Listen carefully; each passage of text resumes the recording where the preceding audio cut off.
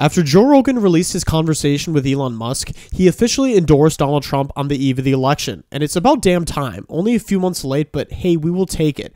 But both Elon and Joe gave their final warning on what's at stake this election. It's not an election where we now just debate tax bracket. We're voting on whether we want our entire country to look like Detroit, Atlanta, or the state of California. We're voting on whether we will have our First Amendment right to have channels like myself give our opinions even if we're wrong. Kamala believes they are the arbiters of truth. They're the ones that want to dictate what we can and cannot say or think. So we can't have tomorrow, November 5th, be a day where we say, oh, I'm not going to vote. I'm going to let others do it for me. I expect Trump to win. That is the attitude that will get us to lose, because we have to think how passionate certain women are on abortion or how passionate they are at hating Trump. And so the misguided men and women will vote for Kamala in droves because of that. And we have to do the same to counteract that. I'll say it again, man. I think this is the last election. If Trump doesn't win, this is the last election. I think you're right. Yeah. I think you're right. I think people, and a lot of people are waking up and realize that have been lifelong Democrats. Guys like Bill Ackman, guys like Chamath. Yeah, exactly. You know, Tulsi Gabbard switched over to the Republicans. Yep. Like, there's a lot of people who their whole life they've been left-wing, and they realize, like, I can't do this anymore. You and I used to be Democrats. Yeah. So. Yeah. Yeah. It's nuts. It's nuts, man. If the Dems win this election, they will legalize enough illegals to turn the swing states, and everywhere will be like California. There will be no escape. That is so insane. This is the final. This is it. This is the last chance. Has anybody tried to push back? And I just want to, like, go out and vote. Vote like your life depends on it. Vote like your future depends on it, because it does. Especially my vote. I recently moved to the state of Wisconsin with my fiance, and we'll be voting for Trump tomorrow morning. My polling location opens at 7. Luckily, Wisconsin has voter ID, so I'm providing a utility bill, and my ID is documentation. My current ID has me from Minnesota. That's why I'm saying that. And I want to be clear, the Trump to Kamala sign ratio in Wisconsin is 50-50. I drove through the whole state over the weekend, so the election is as close as people do say. But to wrap this video up, I want you to listen to the conversation between Elon and Joe on talking about how much Democrats lie and mislead the whole public on what Trump says. Things that we have been talking about on this channel for months. They're doing all the things that they accuse Trump of doing. Yeah. Openly. Yeah.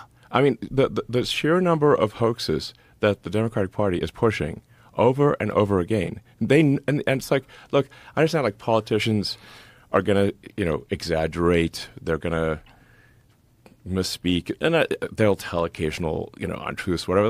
That's how it is in politics. But when you have deliberate, concerted, repeated pushing of hoaxes, you're like, wait a second, like, come on, man, this is too far. And you're supposed to be the good guys. You're supposed to, and you claim to be the good guys? I'm like, exactly. You're supposed to be the progressives.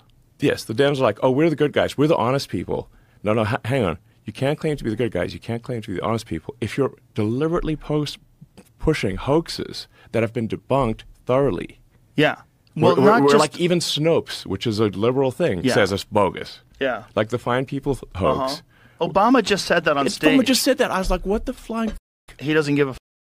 He doesn't give a. They're just That's just a flat going out for goddamn it. fucking lie. Flat out lie. Flat out. But the other one where Kamala's campaign used what Trump was saying about protecting women and from illegal immigrants. Thank you. You remember that?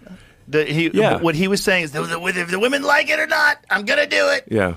When he was saying that, they were trying to say that he was taking away women's right to choose whether women like it or not. Like, that's not what he was saying. Absolutely. He was literally talking about protecting them from dangerous people that are sneaking in through the border. Yes, exactly. They'll take like not even a full sentence, like a half a sentence from Trump, and then they'll push it on every ad, every speaking event, every and it gets media. repeated on the news. Yes. This is what's crazy. They'll talk about it on these news shows, news shows.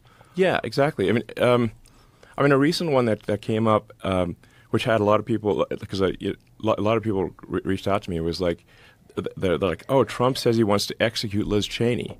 I'm like, that is utter bull. It's not what he said at all. It's not what he said at all. He all he said was like, what he's saying is that, look, if Liz Cheney actually had to fight at the front lines, she'd think twice about going to war. Exactly. That, like, it's easy to go to war. It's easy to be a warmonger if you don't have to, risk dying at the front lines. Like, basically it's fucked up if people are having, like, fancy dinners in Washington D.C. while people are being slaughtered in trenches. You know, it's like you're not feeling the pain. Exactly. You're not taking the risk. It's someone else dying. Exactly. That's like that's cruel and lacking in empathy. And all Trump was saying was that it's like Liz Cheney would be much less of a warmonger, because she's a huge warmonger, just like her dad, if she actually had to go to the front lines and fight herself. And meanwhile, they're saying that he's saying she should be shot. Yes, which is a total lie. And but I had like tons of people call me this weekend saying, "Oh, Trump says he's going to put Liz Cheney in a firing squad."